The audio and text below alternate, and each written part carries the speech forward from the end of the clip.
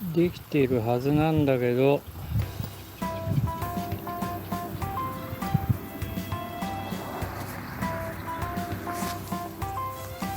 こんにちは。埼玉の片隅から釣り人の片隅さんです。このような怪しい姿で失礼します。今日は飯能市南小畔川に来ているんです。稲刈りなどはもうこの周辺終わってますね。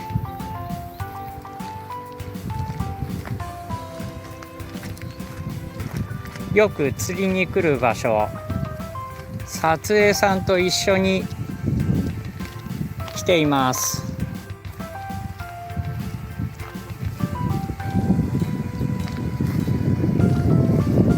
これは土手上は草刈りをしてますね。下の川の部分、流れは細いですが、これはいつもこんな感じですね。下の砂地になってるはずのところがまだ草がかなり生えています。ちょっとカメラの切り替え方法が初めてのライブ中継ということでよく分かっていません。だからどのように映ってるか今一つなんですけどもね、こうなってますね。魚が泳いでるのが見えますね。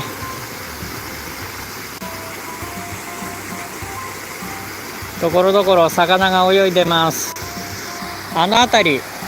草がなくなるとですね、土手の上から下へこう降りて、あの辺に陣取って釣りをすることが多かったですね。ミシシッピアカミミガメですね。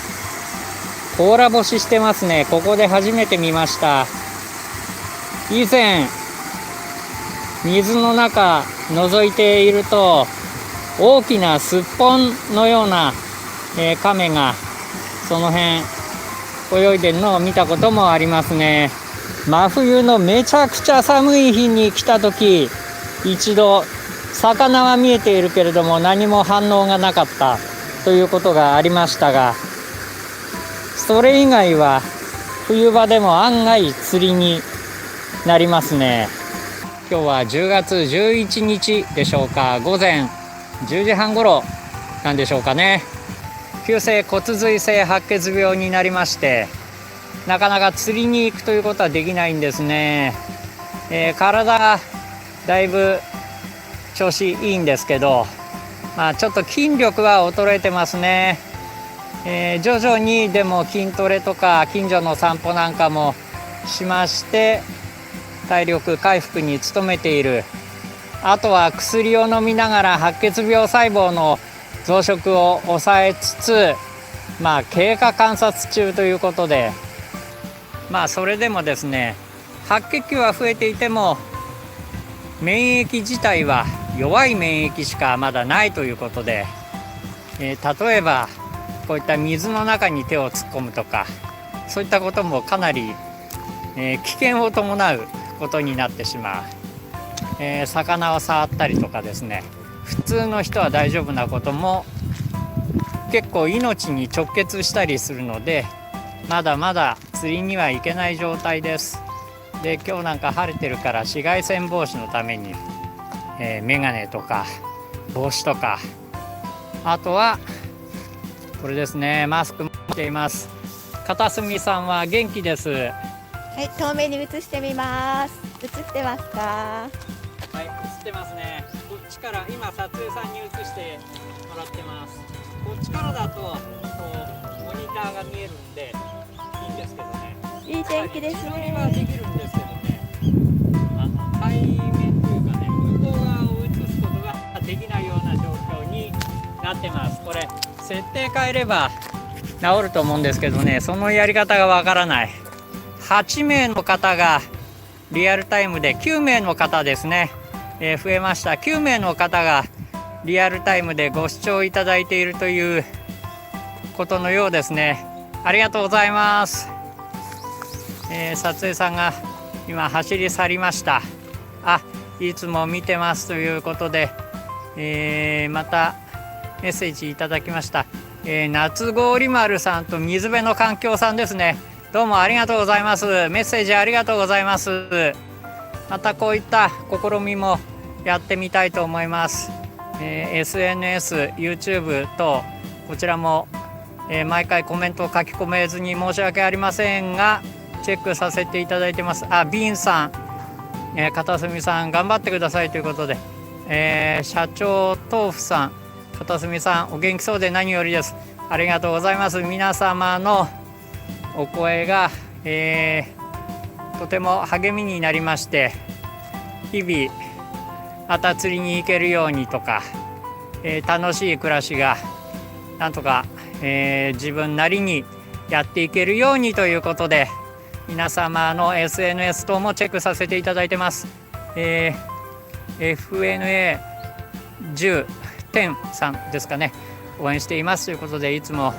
動画の方にもコメントいただきますね。ありがとうございます。またコメントいただきました社長豆腐さん、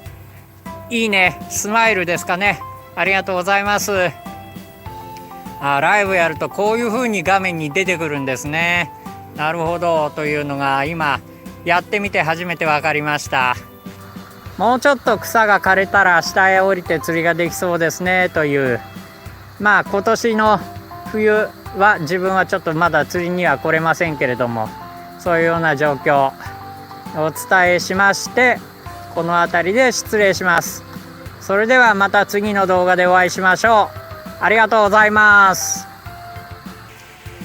飯能市南小畔川、ただいま YouTube ライブ中継やってみました。土手の上から下へ降りてですね、そこから暗渠の手前あたりを狙って釣りができる、その模様も合わせまして編集動画また出したいと思います。改めまして釣り人の片隅さん、飯能市南小畔川、この暗渠トンネルの手前のたまりを狙った、魚釣りの様子を、撮影した何度も行っている場所なんですが、その時の秋の釣りをご紹介しながら、いろいろ喋りたいと思います。土手のところをこうやって下がって、下までちょっと草がですね、暖かい日が続くということでなかなか枯れない。なので下がどうなってるかよくわからないので長靴を履いて降りていっています。トンネルの中の波紋はこの上の部分をですね、水路が通ってるんですね。水路の水がにじみ出して下へポタポタポタポタと落ちて波紋を作っている。その暗渠の手前側で時折起こる波紋、これが魚の波紋ですね。今も手前側でぴょんと小さい魚が跳ねたりとかするのが見えました。で割とご飯粒を餌に、したりもするんですけれども、この日は、持ってきてなかったので練り餌を使ってます。 3.6 メートルの竿で立ち浮き仕掛け、このぐらいの、長さが使いやすい感じですね。針はハエスレ 2.5 号、釣り具屋さんへ行ってハエスレを探すと一番小さいのが 2.5 号で売っているというので、ハエスレはそれをだいたい買ってますね。で餌をつけて仕掛けを投入。ちょっと手前すぎたかなという感じがして、もう少し奥へ投げた方が良かったんじゃないかなという場所に行ってしまいましたけれども、しばらく様子を見ている。一旦引き上げて、再度送り込みですね。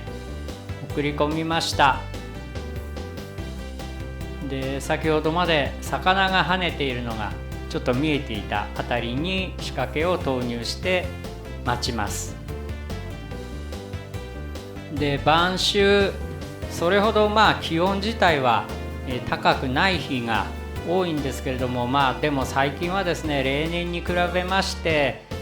それでも暖かい日が多い、平均気温が上がっている。だから草もなかなか枯れないというような、冬場なのにまだ草が青々としている、そんなような、場所も多いですね。で、仕掛けを入れましたけれども、ちょっと反応がないなというので、今度場所を変えてみまして、また仕掛け投入ですね。左側の方に流れ込み、落とし込みがありまして、水が流れてくる。その水がですね、ゆっくりとこう回っていくような、そこあたりを狙って仕掛けを入れています。ちょっと魚は見えてたんですけれども、まだ食い気がないような、ちょうどこれからお昼を迎える、だんだん気温が上がってくる時期ということで、ここで初めて釣れました。思っていたよりも小さいのが釣れた、小さいカワムツですね。で、この場所、今年でしょうかね、自分が入院している間、冬場にですね、お二方でしょうか、YouTube を撮られている釣り人さんが、釣りをされて、釣果を上げたと。いずれもちょっと小さめの魚が揃っていた。あんまり冬になるとですね、小さい魚の方が、食い気がある。大きい魚は割と物陰に潜んでいる、そういうような状況があるのかなと思います。でもこの時これ釣れたのはなかなかいいサイズ、まだ少し色が残った立派なカワムツでした。で、昨年ですかね、秋、やはり晩秋、まだ冬というよりその手前あたりですね、かなり大きい真っ赤なカワムツですかね、怪物みたいな、そんなのが釣れたりもして、そういった魚もいますね。で、釣れるのがほとんどカワムツなんですね。だからカワムツを釣りたいなと思ったら、まずここが思い浮かびますね。ただカワムツ以外でもここで釣れた魚があります。オイカワ、それからアブラハヤ、そして、なんとアブラボテで、これは、魚図鑑というのを以前やったことがあるんですけれども、アブラボテ、この場所で釣れた、近くにですねホームセンターがあって、アブラボテを売ってるんですね。で、釣ったアブラボテが、ちょっと体の半身というか片側に丸いカビのような、白いものが出ていましてですね、釣れたので持ち帰ったんですけど、多分それが原因で、ほどなく死んじゃったんですね。だから誰かがホームセンターで買ったアブラボテがちょっと病気になっちゃったので、ここで放したんじゃないかなという、推察をしています。アブラボテが釣れたのはその1回きりだったので、多分そうなんじゃないかなということですね。また釣れました。手前まで持ってきて、これもカワムツですね。釣れる魚の大多数がカワムツです。なかなかカワムツも、ちょっと大きくなると引きもあるし、面白い釣り物ですね。こうやってアングルをいろいろ変えて撮影をする。で、撮影さんが一緒に来てくれるときは撮影さんがカメラをセッティングしてくれることも多いんですけれども、一人の時は一旦上に上がってカメラをセットしてまた降りて釣りをすると、そんなようなことをやってますね。この日の釣果はカワムツがこのぐらい釣れました。なかなかいいサイズのものもいますね。小さいのもいます。もうほんとね、めちゃくちゃ寒い真冬の底冷えがするような日以外は釣れてくる、釣りになる、年に1回か2回は行ってます。それでは撮影さんがさようならと、また次の動画でお会いしましょうということで、埼玉の片隅から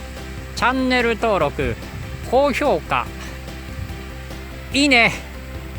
どうぞよろしくお願いします。